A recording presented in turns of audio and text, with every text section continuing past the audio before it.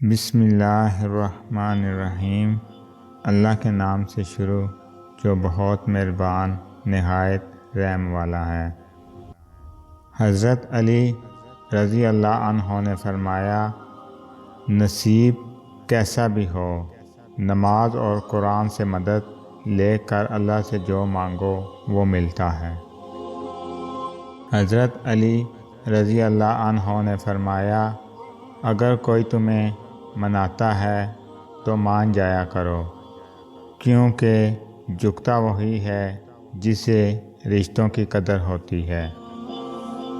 حضرت علی رضی اللہ عنہ نے فرمایا، ہمیشہ یاد رکھیں، جتنی اچھی نماز اتنی ہی اچھی زندگی، اتنی ہی اچھی آخرت۔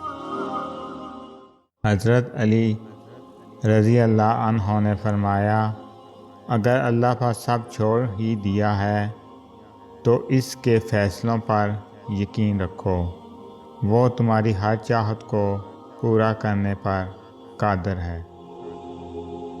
حضرت علی رضی اللہ عنہ نے فرمایا، کوئی انسان کتنا ہی گنہگار کیوں نہ ہو، اللہ اس کے لیے دعا کا وسیلہ، توبہ کا راستہ اور رزق کا دروازہ کبھی بند نہیں کرتا۔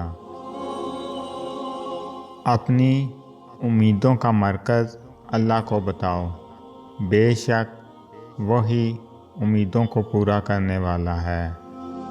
خاموشی کی بھی ایک حسین دنیا ہوتی ہے، اور اس حسین دنیا میں قدم رکھ کر انسان اپنے رب کو پا لیتا ہے۔ حضرت علی رضی اللہ عنہ نے فرمایا، زندگی میں پریشانی کا ایک ہی حل ہے، اللہ سے بات کریں اور اللہ سے مانگیں، اللہ پر چھوڑ دیں اور اللہ پر بھروسہ کریں۔ حضرت علی رضی اللہ عنہ نے فرمایا، تمہیں بہت سے لوگ بدنام کرنے کی کوشش کریں گے، مگر تم یاد رکھنا، عزت اور ذلت صرف اللہ کے ہاتھ میں ہے۔ بے شک مطلب کے رشتوں سے تنہائی بہتر ہے۔